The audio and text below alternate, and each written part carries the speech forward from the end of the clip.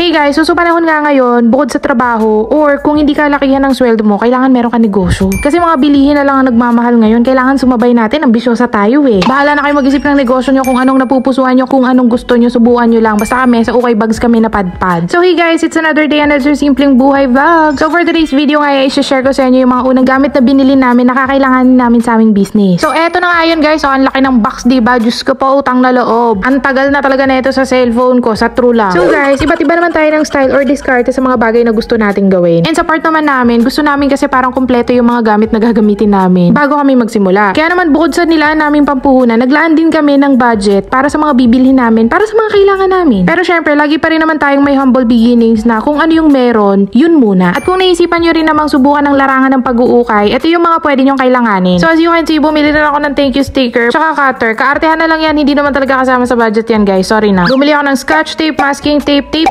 dispenser, at saka ang pinaka-importante sa lahat, ang waybill printer syempre. Isa sa mga napaka-convenient para sa mga online sellers para syempre maabot natin yung mga customers natin nationwide. Gusto mo yun? So ito lang naman yung pinapakita ko sa inyo ngayon guys. Kasi isang tip, dapat bilhin mo to sa isang online seller lang para isang checkout lang, isang shipping fee. Ang hirap kaya magbayad ng sobrang daming shipping fee.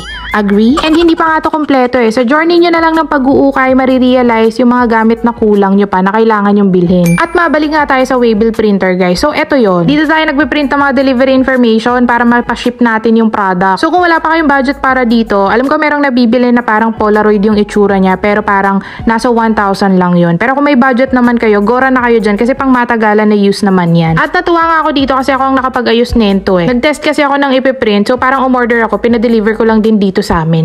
Para lang malaman ko syempre kung ano ba yung process, paano bang gagawin ko, pagka may bumili, anong gagawin ko, paano ako magpiprint. Na pag dumating yung courier, dapat hindi ako mag-freak out na anong ginagawa mo dito, ganon. Katulad nung nangyari sa amin before nung pandemic na nag-online selling din kami tapos wala pa akong waybill printer. Medyo hassle lang kasi siya. Pero pwede mo naman yan ipaprint sa courier nyo. At syempre here I am, nagyayabang na naman kasi ako ang nakatuklas kung paano gamitin. Oh, kaya mo yan. I'm kind of proud of myself lang. Kasi pag feeling ko hindi ako bobo, feeling ko matalino ako. Huy! And sabi ko nga, kung magla-live selling ako, kailangan medyo postura din tayo. Kaya naman nung nakita ko tong hikaw na to sa tindahan, binili ko, gagamitin ko sana. Kasi naalala ko nung high school days, uso talaga mahabang hikaw, hanggat kaya mo, hanggang leg pa yung hikaw na yan. Pero hindi ko naman nagamit guys. Nung unang sipag ko pa mag-ayos-ayos bago humarap sa camera eh. Ngayon sakto lang, kahit butas yung damit ko basta may benta, go. At syempre lagi may curious, at sino pa? Syempre si Tito Ders lang ng malupet. Sabi ko talikod ka, pag nakatalikod ka mukha kang babae, magkamukha na tayo. Pagharap, bugs, taas ang kamay, hold up to, char. Hindi, joke lang guys. At naglugay pa nga.